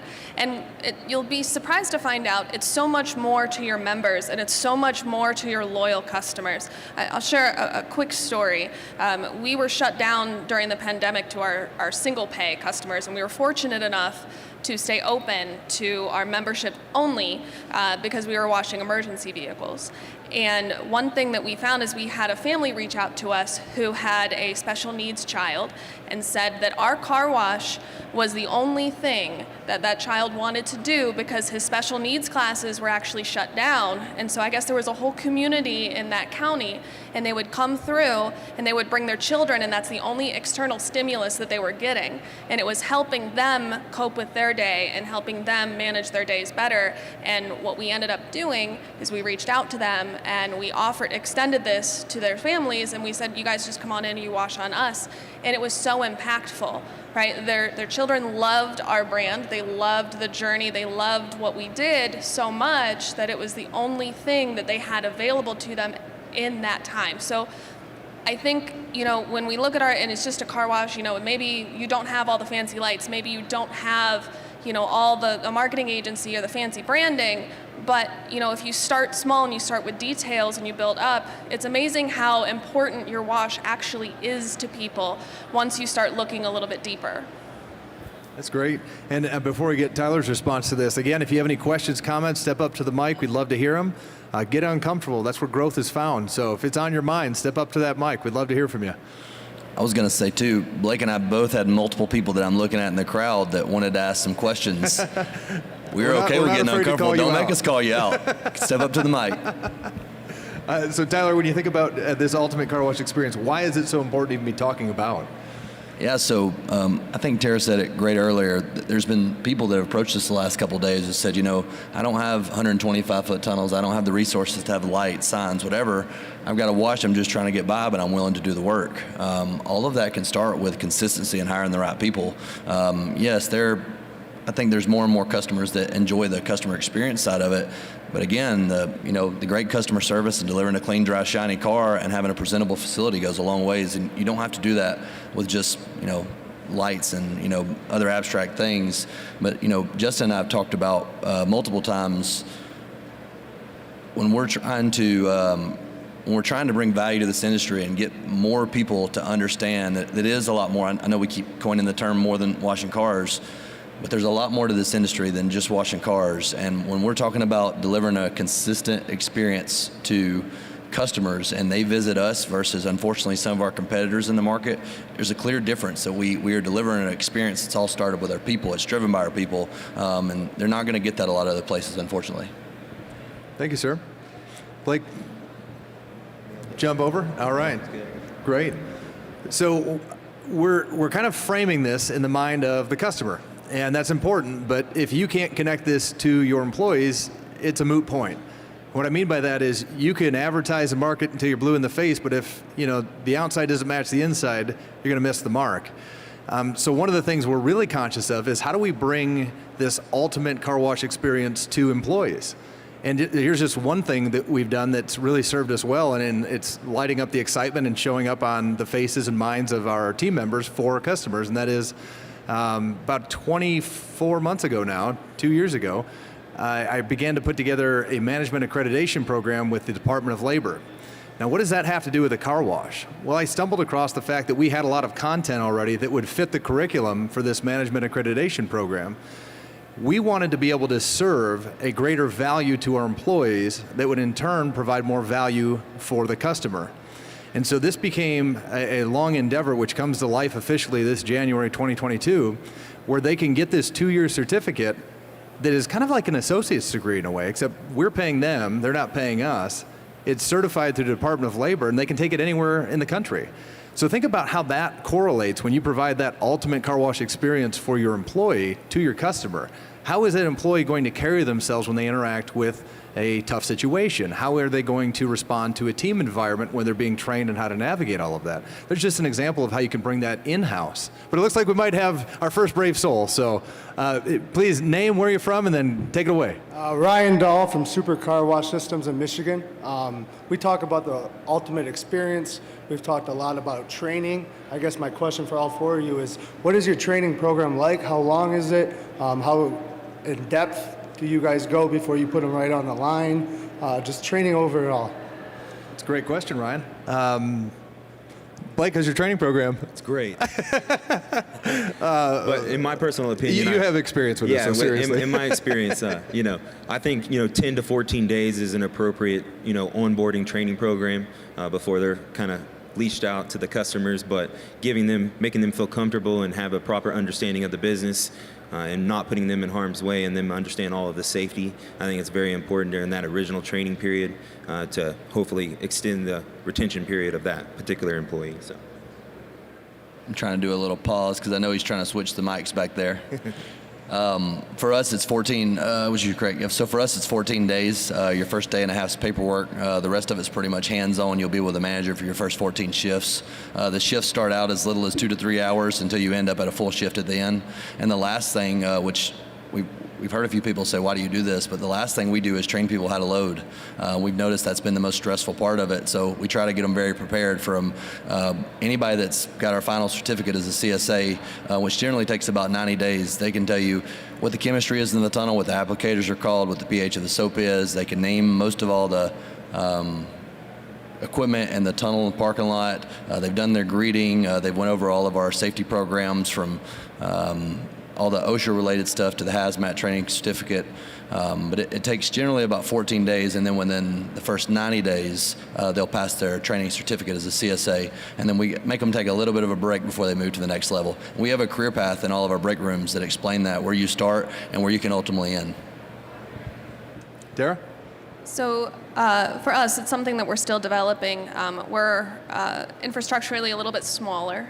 So, it's something that we're still working on, as with many other car washes. But I think a great place to start is we break down the key components. What do you want your people to learn? And then you prioritize them. Like, I think that it's great that Tyler starts with, or ends with loading, rather, because that's one thing that we hear, and I'm sure you guys hear a lot too, is that loading is one of the most stressful things. I'm scared to load. I'm scared to go in the tunnel, right? And you want to build up their confidence prior to throwing them into the tunnel and just throwing them in head first. So it's something that we're actively working on, and something that we're actively building is building out that training program and things like that, and building out that infrastructure. But it starts first with prioritization, right? Breaking down what you want your people to learn, what you're capable of doing, what your site managers, your assistant managers are capable of doing and taking on, and then growing from there. And it was Ryan, right? Did I get there? You are. All right, great. Wonderful question. This is a sticking point for 99% of the people that I meet with in the industry, and it's a tough one, right? Because we're in the trenches and we're trying to undo how did we get here? How do we get somebody to learn what I know? I can tell you for the last 14 years, in fact, one of the people's back there, Janice, would you raise your hand real quick? Round of applause for Janice, and I'll tell you why in just a second. She loves round of applauses. So now I'll tell you why he just did that. She has been instrumental at getting the training department really established through looking at this through a lens of what does somebody need to know in the first 11 shifts. And so there's this real hardline 11 shifts training that's like 46 hours, and that it finishes out with the remaining 90 days to get through a basic training. It goes into an advanced, which is a 12-month program, and then we have an expert/management development now. We were fortunate enough to hire somebody who's very skilled at this, more than Janice and I together, and he's really taken on the role of overseeing how this program needs to look to kind of go to the next tier still. But to get somebody comfortable to where they can just function through the site on day-to-day needs, we want to get that done in 11 shifts. So that's basically a 2-week period, and it's got a lot of strategy to it. After that, they're either the right fit or not. We're either parting ways and finding somebody else, or moving on with them and continuing. But that took a decade to really work through and get to a point where we really refined it to the point we could hire the right person and have a high success rate that they would be successful in a 2-week time frame in a multitude of tasks that you can basically open and close the site and do everything throughout the day. So that's just a quick point of reference. And we could talk more if you or anybody's interested in more. Does that answer your question though, Ryan? Did you get what you need? Yeah. And if anybody else has any questions, comments, the microphones are hot. Get up there, ask away, get uncomfortable. We want to see and hear from you. This is the best part about it. Come on now, here we go. I think that's a great point. Should we turn the mic off for that? Should we turn the mic off for that guy? Sorry, Levi. I'm so sorry. Tara, you ladies first. Go ahead. Well, I just wanted to say, I think that's a great point that you said how long it took. I think that it's great for us to share how long it took for us to get where we are. They hear success stories from some of these bigger brands. They're so far. Life coaches, it's amazing. We'd all wish that we could be there, right? Myself included. But it takes so much time. And I think we all get caught up in, these other car washes are doing so many great things, but there's still things that we can do, right? And we start small, right? Circling back to branding and the total experience, it starts with signage, it starts with a brand guide, and how do we acquire these things, right? So it starts small. Do what you can and try to, grow and progress at your own rates, because we're all in different stages. That's a great point. I don't want you to interpret that as we started where I just explained. It took a long time to get there. But I do believe we have somebody with a microphone. Sir, would you introduce yourself? Levi McClendon from OpSpot. I don't own a car wash, but I work with a lot of the car washes. I heard this was story time, so I thought I'd come out and tell a little story. A little long-winded, so you may have to cut me off. But Tara, just what you were saying, I just wanted to really encourage, I like to encourage the car wash owners. We work with a lot of you guys, but we hear these stories all the time of these amazing car washes, right? The 40-foot tunnels, and they have all these things and bells and whistles. And when I first got here, you guys were talking about just kind of the amazing animatronics and this experience. But Tara, to exactly what you're talking about, there's a lot of car wash owners out there that have car washes. They don't have that ability, right? They don't have these big tunnels, or they took over a car wash. And so I just wanted to give you a little bit of an encouragement and tell you just a quick story. I went to dinner the other night to a place that was referred, super highly recommended, this amazing place. And I got there, and the outside of it looked very plain. It was like in a strip plaza, kind of like you go to, and you're like, am I at the right place? Like, is this right? But we've heard everything, so many good things about it. And so we went inside, and they had 3 big tables. It was almost like kind of party style, and you would sit there. And so we didn't really hear anything about it. We sat down, and the chef comes up, and the experience was the chef would come up, and he would, there was like 6 courses. And every time he'd come up, he would tell you about what you were getting ready to eat. It was like, you're having this, and here's the little things that I put in it, and I hope you enjoy it. And then he would say, enjoy. And so we would all eat together, and then the next course would come out, and then he would say, now this is locally we locally farm over here, and we pull it from here, and here's the experience. This was a 3-hour experience at this kind of hole in the wall. And I walked out of there, it was the best experience, best dinner that I've ever had. And of course, because I'm in this space and I'm constantly thinking about, how do we help car wash owners, and how do we help these guys do better even when they don't have these? This is the perfect thing to talk about, because guess why I was there? It was a referral, right? Somebody had a really good experience because they could control those things. They couldn't control the outside. They couldn't control, again, that tunnel or what they had, but they could do really, really well and be exceptional at what they could control. And so my encouragement to you is just exactly what you're talking about. Start with what you can control, your training, your on-site, be clean, like Tyler's saying. Make that experience, no matter what it is, be so good that people want to talk about it. I know that sounds weird. Like, I've only been in the space a few years, and I never thought it'd be like, hey, make the experience at a car wash be amazing that people talk about, but people will talk, and they will refer. So control the circumstance you can and be exceptional at what you're doing. And just, again, that's more about encouragement than anything, and there's your story. And I'm uncomfortable. That's great. Hey, if anybody wants to follow suit with that and get uncomfortable, please, we welcome it. I think Levi said something really important. What can you control, right? Because I suppose that's a reality to a lot of the operators in the audience. What is within their control? What kind of things do they have? And Tara, I mean, you look like you're raising your mic, so I'm calling on you. Yes, I had to jump in before Tyler did. That was my goal. So I think a great place to start is consistency, right? But what does that mean? So consistency starts small. Signage, right? Consistent greetings, right? And with our training, I know we've talked a lot about people here. So let's brand all of our signs, but how do we do that, right? What does that look like? So we start with a brand guide, right? Well, how do we get one? There's a lot of freelance, there's a lot of agencies, there's tons of marketing agencies here that would love to talk to you about that, but that's how we start, and that's kind of a framework to how do we put out every single piece of marketing material that looks the same. That starts with a brand guide, right? And that we start small.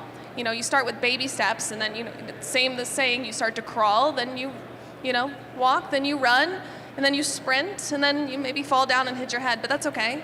We get back up. But the point remains, you do what you can, and you try to hone in on what you can control right now, and the small things that you can go home and achieve today, things that you can think about and you can start working on, tonight. So.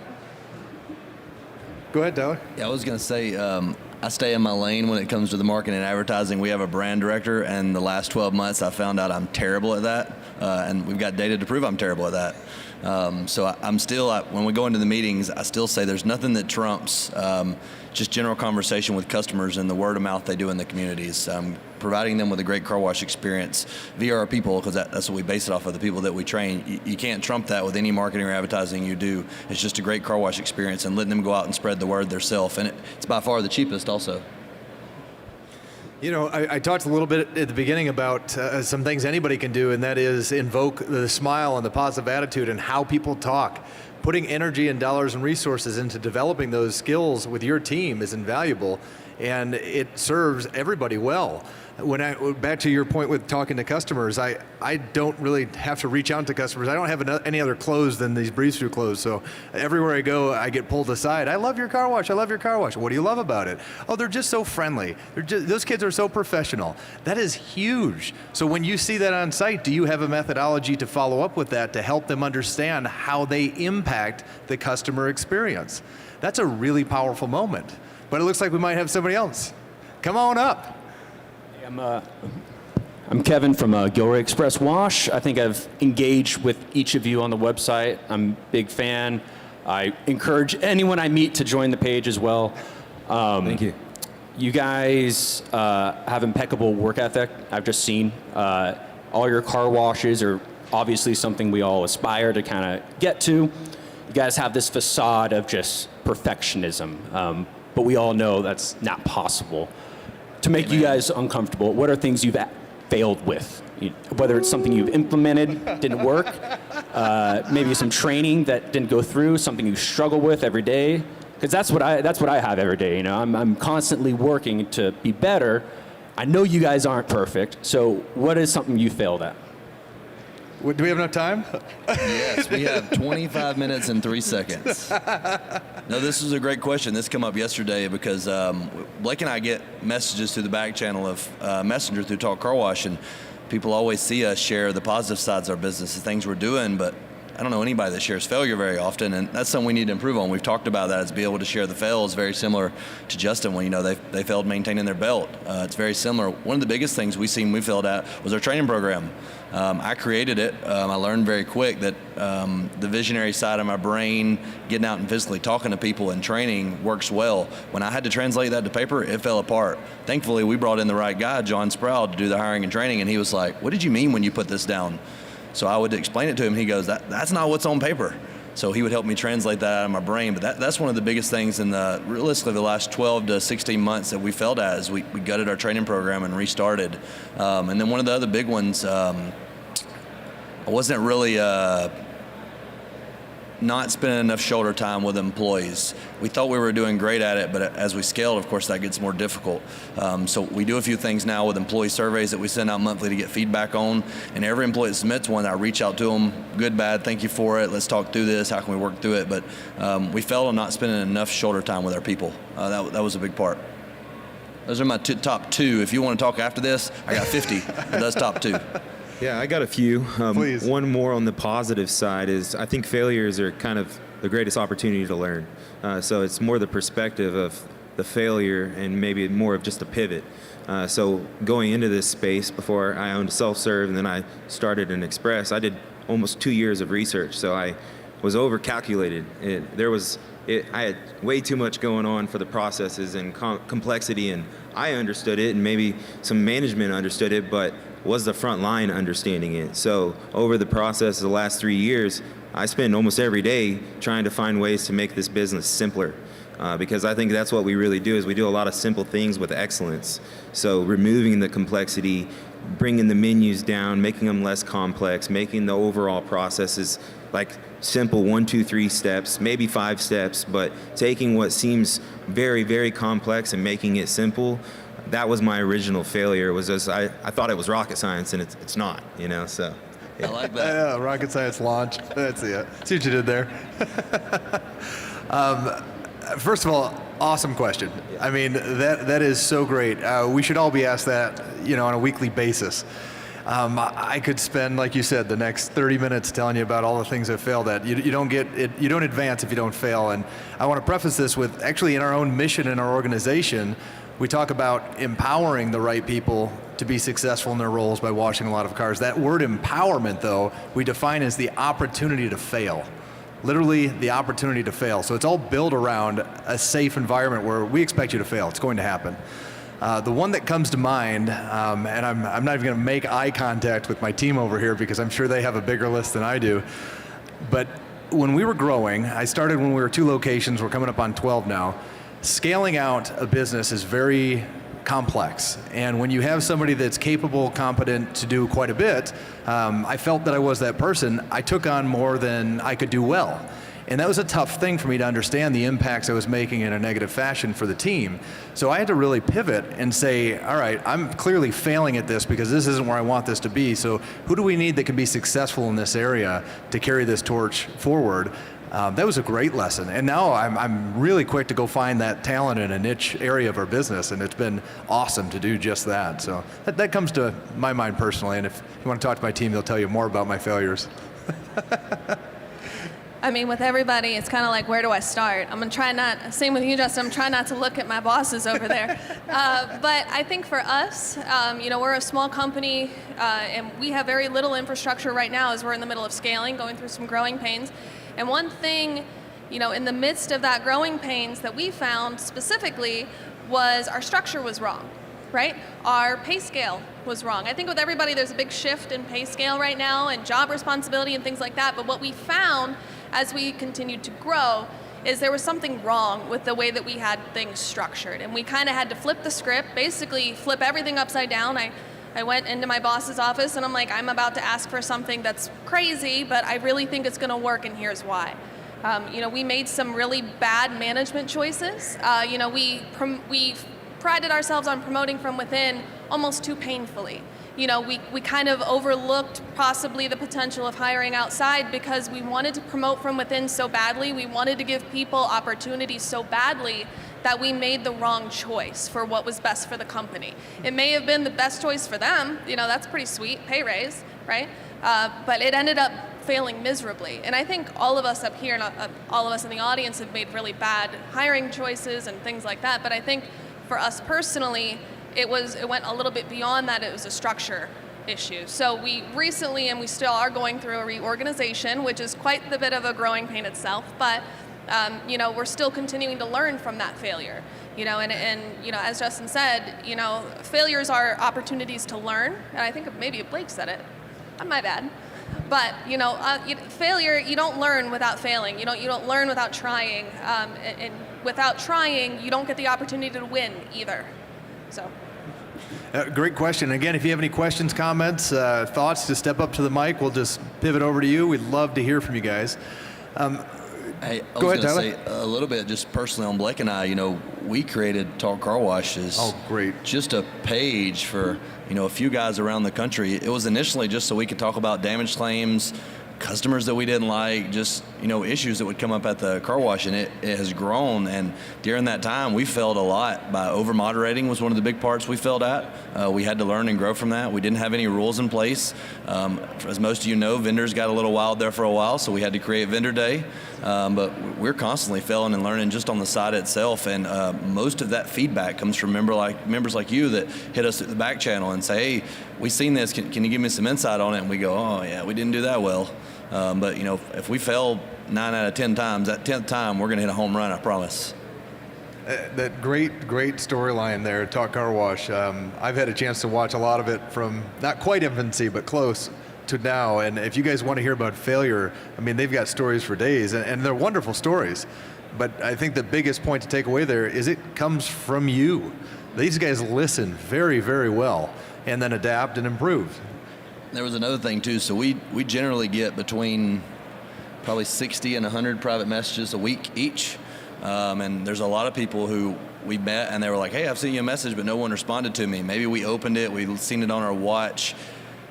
It's just a lot that comes through, and we try to catch up. So again, we're looking at some better ways to handle some of that stuff. You know, we may get to the point where we have to hire somebody that can help us communicate better. But you know, for 2 guys and almost 17,000 car washers, it gets to a lot. So we're still pivoting. We're trying to adapt and learn, but it's a lot going on. We've definitely made some failures there. So we talked a bit about the ultimate car wash experience, kind of on the outside of the consumer view, and also the inside and how that can relate back to the consumer's view. When I think about, let's go in-house with this thought right now and think about how we make that ultimate car wash experience for our employees. And what are some things that you guys have done, and have you been able to measure that against being an attractive employer or perhaps retaining talent? Because those are 2 things that are affecting all of us out here right now. So is there value in those 2 realms, both hiring and retaining, that you guys have looked at for the ultimate car wash experience that kind of ties together? Yeah, I'll go first. So I guess, again, about 16, 18 months ago, we kind of went back to the drawing board on hiring, training, pretty much everything, because we knew there were some areas that we were missing on it. And again, about 3 months ago, we went back through it again because times are changing, and I keep going back to, Gen Z, Gen X. You got to pivot with your workforce. Trying to think specifically. No pressure. Yeah, no. I would say one of the biggest things is just, I told you earlier, we surveyed all of our employees, and majority of the people said it was how we cared for them. And I said, well, I need to get a better understanding of that. What do they mean? And a lot of that's what I said earlier. We started spending more shoulder time. I realized through everyone telling me I was doing too much. So we put a lot of leadership and staff in place, just like Justin mentioned, so that I could focus more on the people that reported directly to me and on to the site visits, making people visits, not site visits. I wasn't looking for mechanical failures. I wasn't looking for debris on the site. If it's there, I might point it out, but I was checking in with people from day to day. A lot of the stuff that we've offered, some of the things that have come from Breeze Through and other people in the industry, but just internal. We have an internal Camel Cares fund for our employees. It's a fund that they contribute to, and then they can also deduct from if they have something come up in their life. And our purpose behind that is, if you need it, it's here, take it. I said that wrong, but that's okay. Helping people in times of need is kind of the back end of it, but we want to be able to have a kind of a fund where, there's been a lot of times over the years someone come up and said, hey, I don't have rent this month. I'm short on my electric bill. I got a flat tire on my car. I can't get it fixed. I locked my recent one, which has been 3 times lately, which is weird, is I locked myself out of my car and I can't afford to get into it. But we have a fund there to help those people. And then something that John and I were talking with someone earlier, and I visited. I forget where we were at. We were somewhere years ago, and there was a company that had snack cabinets, and they had food and drinks for their employees, and it's just something we were like, wow, why aren't we doing that? It's not that big of an expense, and predominantly in the areas we build in, we need that kind of stuff, because we've heard over the years many times, if you guys didn't have those snack cabinets, I probably wouldn't eat today because there was nothing at home. It's a couple $100s a month, $300 or $400 at max, but we can provide meals and drinks for them at work, and it's another thing to get them there also. Yeah, so for me, education is huge. So I've visited almost 1,400 car washes across the world, and I can't tell you how many times I've gone to a car wash and people have no idea what's going on. They don't have an understanding of why they're standing there, why they're in business, why they serve the community, why they work at a car wash. So having your team have a full understanding of the job at hand, and then also what they're doing, the products, the packages, that helps people enjoy their job more. Young people, ignorance is bliss. It's very uncomfortable to be in a critical situation or conversation with a customer and not have the right information or the right knowledge to present it to the customer in the right way for the business.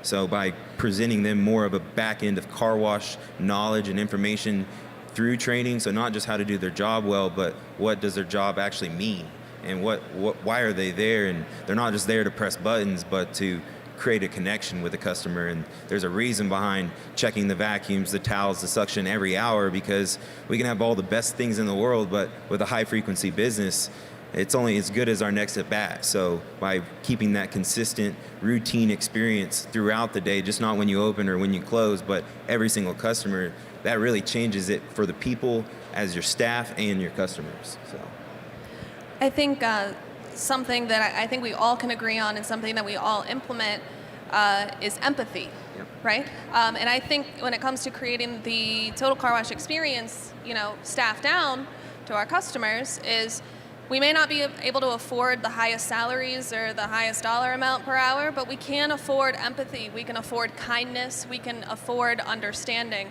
They don't have to wear a watch that tracks their time like they do at Amazon. We give them a certain level of, almost like a better relaxed culture. A lot of people like to say we're fun, we're all friends, things like that. Yes, that might not be the reality for everyone in every circumstance, but what we can do is we can be human, right? And so we can meet them on a level to where they're at. So same as, you were mentioning, you help them when they can't get into their car. These are types of things that we can offer to them is, I might not be able to pay you $20 an hour, but you're also, you're actually human to me. You're not just a number, right? You can go work for a big corporation and make a higher dollar amount, but what we are able to bring to our people that helps translate down to our customers is, empathy. We treat them the way that we want them to treat our customers, you know?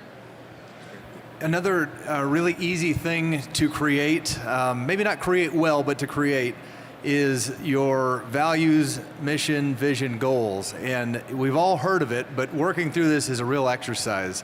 I can tell you firsthand, it took a group of 4 people long ago to work with a consulting group over 7 months for us to get ours to come to life. If done well, this can be invaluable for creating a total car wash experience for your employees and your customers. And I'm going to give you an example. So our vision as an organization at Breeze Through is to be an excellently run car wash company that prepares people for the future and provides for the community. The beauty of that, there's a little bit of ambiguity with that, right? What does that mean? Well, you tell us what it means to you. And the biggest impacts we've been able to make, where it impacts retention and engagement, are getting them to see how they can comfortably and safely live that out as an individual, an employee for our organization, and be high-fived and celebrated for doing just that. I've got stories for days. I'll just throw you one.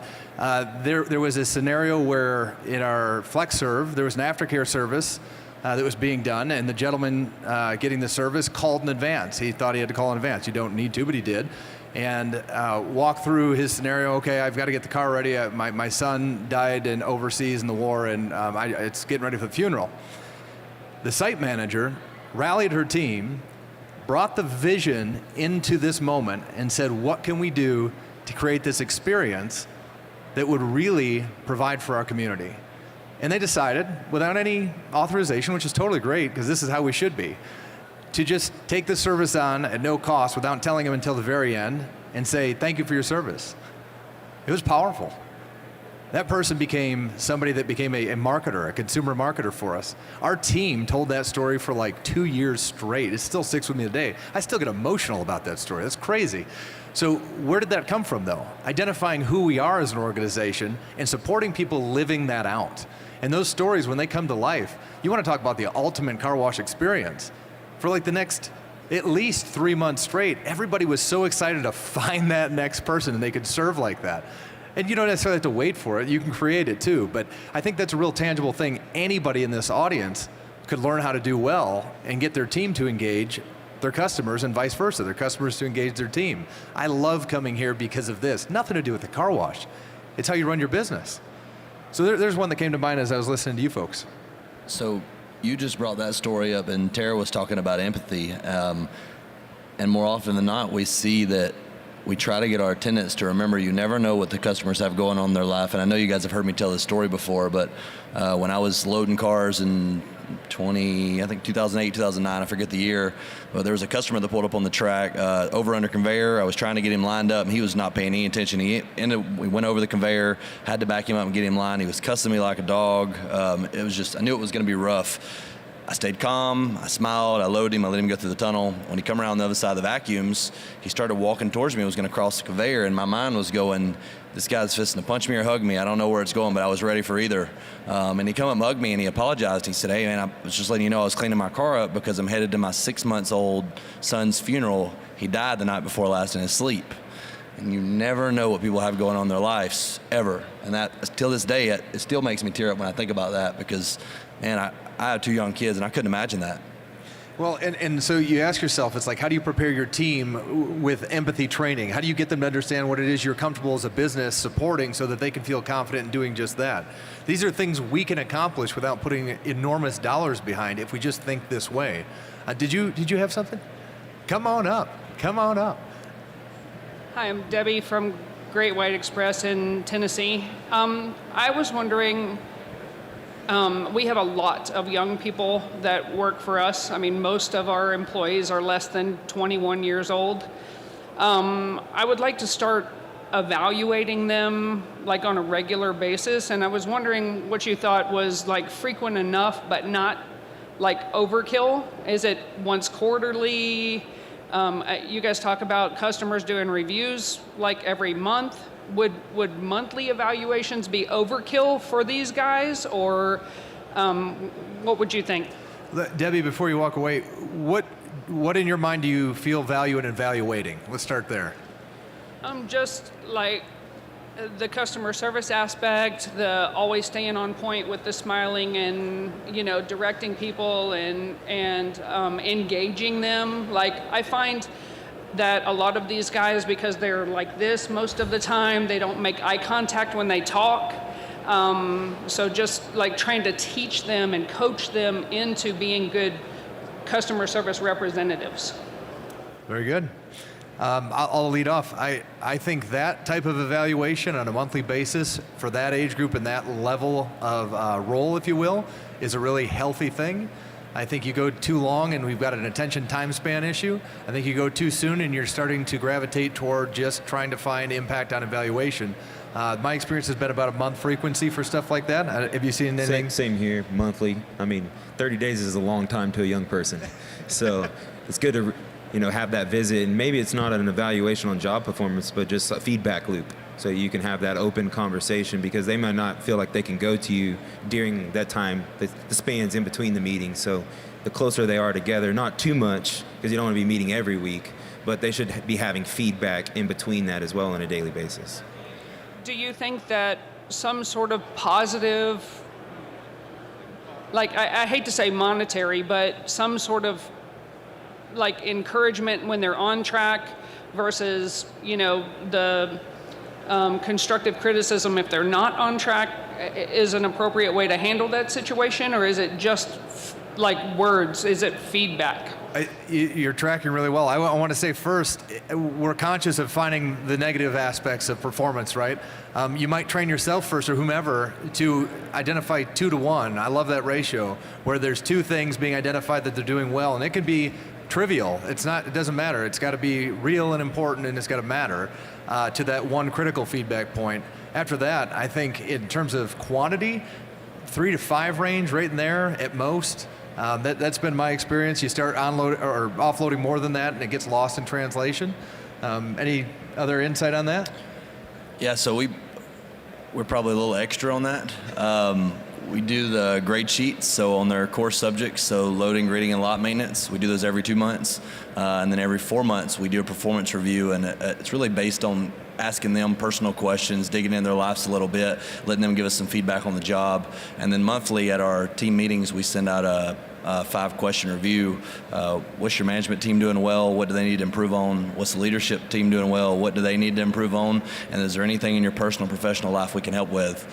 So we get those 3 from them basically throughout those 3 months. And then we started something a few months ago. It hasn't really took along yet, because we're working with some people to redo some mission, vision, value things for us, but we started these values awards. When we see someone uphold one of our values, we've got an award that they'll get at our team meetings, and that one's we're pretty good. We've handed out 2 of them so far, and those have went well, and you'll actually see people now, we saw a few people going out and trying to accomplish those values with customers so they could get one of those awards, which is a win-win.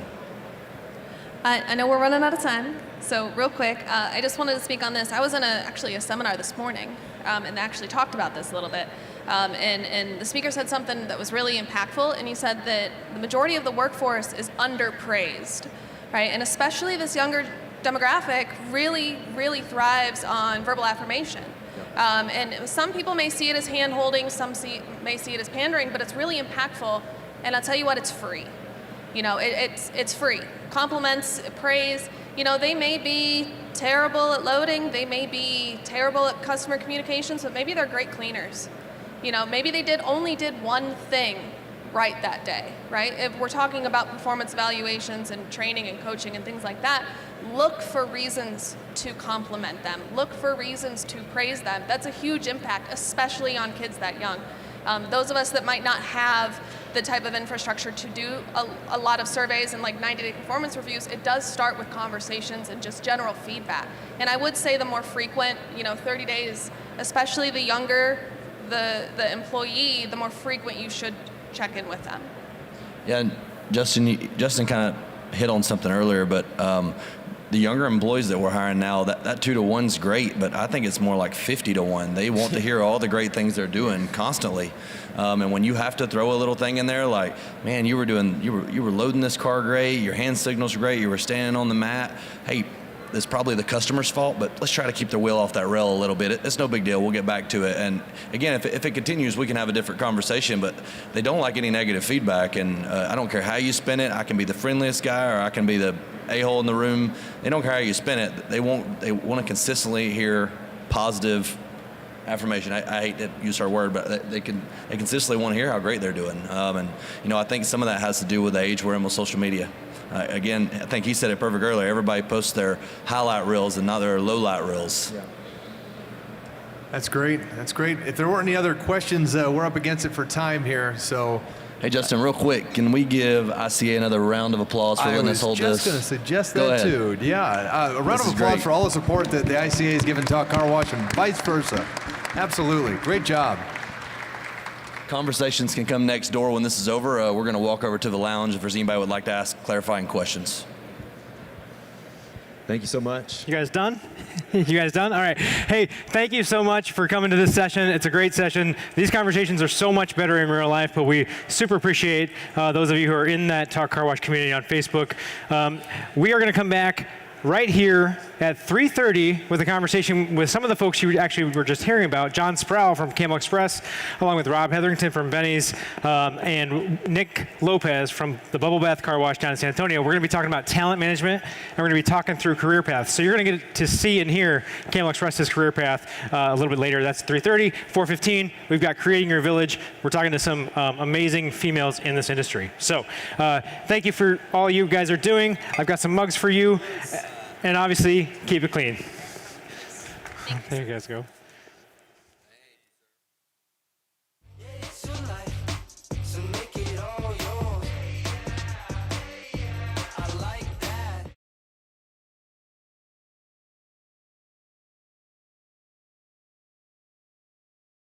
And on Friday, when it finally, the roads cleared enough, because this is the longest we've ever been closed, Matt. I've never been shut down for a week. Ever. In 12 years, I've never been closed this long. And we ran into the sites. My director of operations ran into the sites on Wednesday because he's crazy and just was dying to go check on stuff. And we found that mostly everything was unharmed at the washes. And on Friday, when we spun up and we dealt with what the rest of the country deals with, snow bump, oh my God. And we started washing just billions of cars. I ran to the washes to go check on things, and while I was there, I grabbed some spot-free water and stuck it in my car because it was like, well, man, I got nothing to drink at home. I'll do this.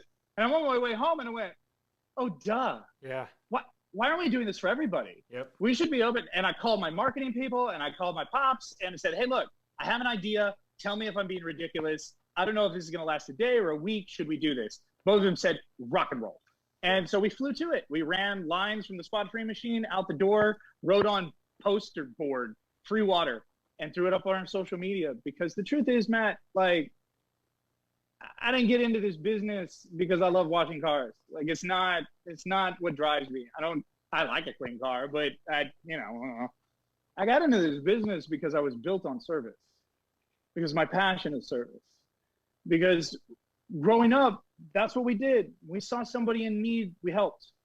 And if this business gives me the opportunity to help and to give out service to my community, no matter whether it's giving out free drinking water or building a kids museum or donating money to various nonprofits or helping out the kids on their baseball teams and their soccer teams, that's who we are.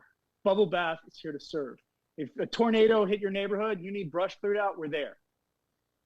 Because that's who we are. We're about service. So, yeah, you wonder why people do what they do. This is why I do what I do, man, is because it gives me the ability to reach out in my community and help. And I don't know what else to do with my life. I can't do that. Sure, we're doing it. Q Luminora started as a request from a customer. His car wash was producing clean, dry, and shiny vehicles, but he still felt something was missing. He wanted a product that customers could feel, something they could touch that would emulate the showroom smooth feel of a new car or truck. With this request in mind, our chemist went to work creating a revolutionary online application process, Q Luminora. With Q Luminora, customers not only see the deep shine, they feel it. Their hands glide over the silky smooth surface of their vehicle, taking customer satisfaction and validation to the next level. For more information and to try Q Luminora in your car wash, visit www.qualchem.biz/Luminora.